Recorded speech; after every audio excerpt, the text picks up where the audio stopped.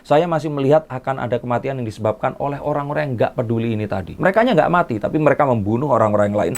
Nih, untuk yang mau keluar negeri, terus nggak mau karantina, you can go to hell.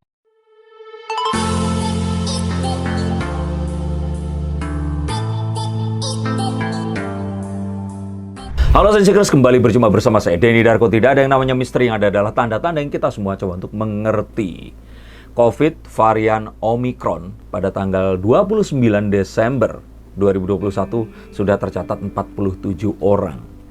Yang paling berbahaya adalah satu orang yang terakhir ini. Jadi 46 itu transmisi yang dibawa dari luar negeri, dan yang satu orang ini ternyata adalah transmisi lokal. Seorang laki-laki berusia 37 tahun berasal dari Medan yang sempat mengunjungi Jakarta untuk perjalanan bisnis regulernya. Nah, ini yang berbahaya. Dan dia ini sempat mengunjungi mall dan juga daerah-daerah di SCBD Pusat Jakarta. Dan ini langsung mengagetkan semua orang karena pemerintah ini terlihat langsung melakukan tracing di daerah SCBD dan tempat-tempat yang dikunjungi oleh orang itu tadi. Nah, ini semakin menguatkan sesuatu yang sudah niscaya. Sepertinya sesuatu yang nggak usah diramalkan, ini pasti akan terjadi. Tapi saya selalu berulang-ulang mengingatkan, Omicron itu ada di depan mata dan pasti akan masuk ke Indonesia, hanya tinggal menunggu waktu saja. Dan kita harus berperang dengan mengkonten virus itu tadi agar tidak tersebar dan menjadi gelombang yang berikutnya. Tetapi sayangnya, gelombang berikutnya ini memang akan terjadi dan itu sudah ada di depan mata.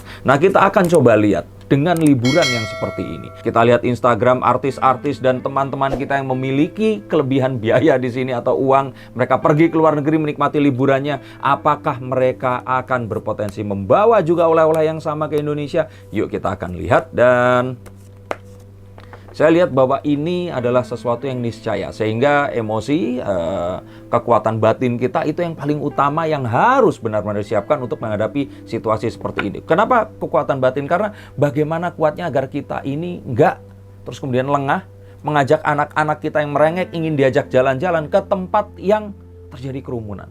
Nah, kalaupun kalian mengunjungi satu tempat, usahakan untuk menjaga semua prokes yang memang harus dilakukan. Gunakan aplikasi Kita Bisa. Tapi sebelum itu semua, please, kalau menurut saya itu adalah, coba kita lihat, yes, siapkan semuanya jauh hari dan beranikan diri kalian yang belum berani untuk vaksin. Karena vaksin ini adalah satu-satunya kunci selain masker. Tidak ada cara yang lain. Virus Omicron ini bukan virus yang berbeda. Ini adalah virus yang sama yang bermutasi. Jadi masih tetap sama dengan virus-virus yang menghilangkan nyawa saudara-saudara kerabat kita di bulan Juli kemarin itu. Sehingga kalau saya di sini saran, apapun itu kalian mau liburan atau tidak, hati-hati. Terutama jika kalian ternyata harus berpergian, gunakan semua masker ataupun apa yang kalian bisa lakukan untuk bisa menghindari transmisi yang kita nggak tahu ini seperti apa. Karena saya yakin sebenarnya ini sudah ada di antara kita. Dan pasti banyak orang yang sebenarnya sudah sakit tapi belum melaporkan. Kita tahu bahwa Indonesia ini tracing dan juga trackingnya ini nggak sebagus di negara maju. Sehingga sebenarnya cara satu-satu yang paling ampuh adalah tidak beraktivitas keluar rumah atau berinteraksi dalam kerumunan dalam alasan apapun. Ini adalah satu syarat yang paling utama. Sehingga kalau saya boleh bilang di sini, mengurangi mobilitas itu adalah satu syarat yang paling utama. Nah, dan kita harus tahu, kekuatan utama kita di sini itu bakal menjadi kelemahan. Yaitu apa? Negara yang berkepulauan dan banyaknya orang yang terpusat di Pulau Jawa ini tadi.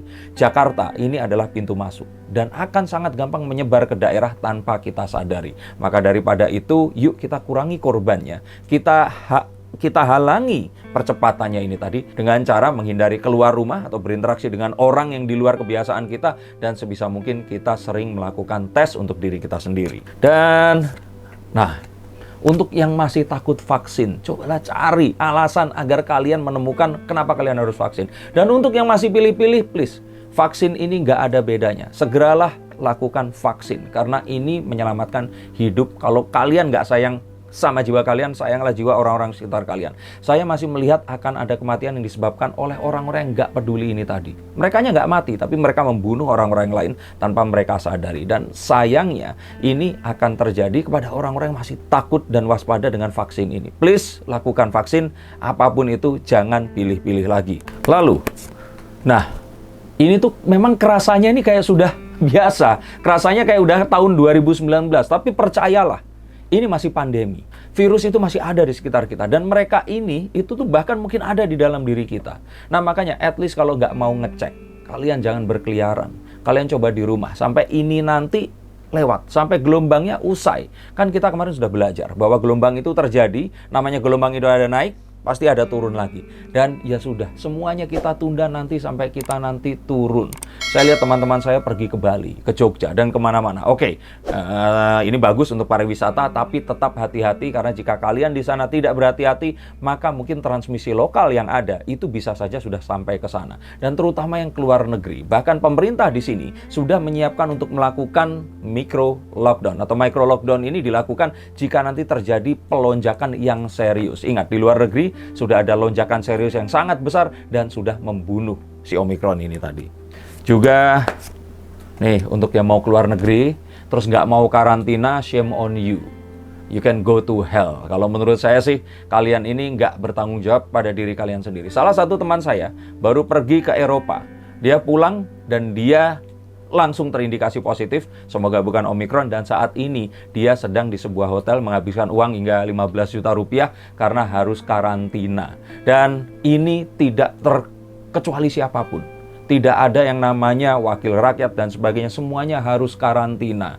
Nah, ini adalah satu hal yang benar-benar harus diperhatikan. Dan kalau menurut saya harus diwaspadai. Kalau ternyata ada tetangga kalian yang juga mungkin mereka ini memiliki paspor biru, punya kekebalan tertentu untuk mereka pergi ke luar negeri, terus tiba-tiba loh mereka nggak karantina, laporin aja.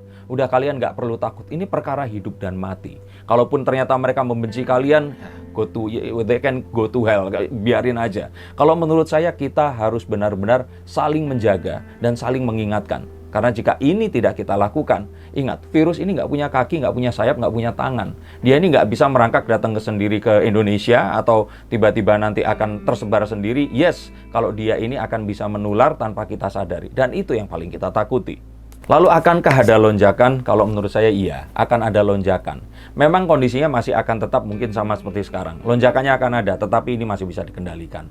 Nah, jangan buat ramalan ini meleset. Kalaupun lonjakan itu harus terjadi, jangan sampai ada korban jiwa. Yuk kita lalui, kita lewati ini dengan selamat. Karena apa? Karena vaksin sudah mencapai setengah lebih dari penduduk Indonesia. Dan kita semua memang waspada dan melakukan prokes kemanapun kita berada.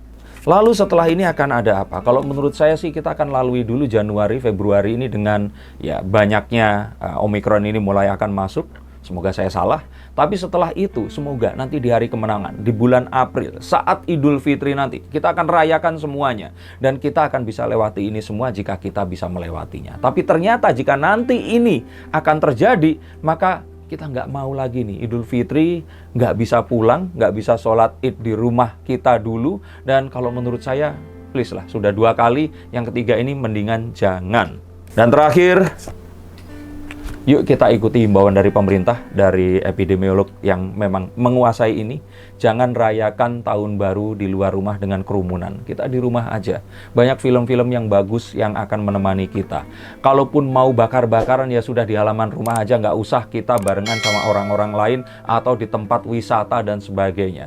Yuk kita sama-sama lakukan ini dan kita kurangi transmisi yang ada. Dan semoga Omicron ini nggak akan lama-lama di Indonesia dan segera angkat kaki dari negeri ini. Terima kasih sudah menyaksikan himbauan dari saya. Semoga kita semua bisa melewati gelombang ini. Terima kasih dan sampai jumpa.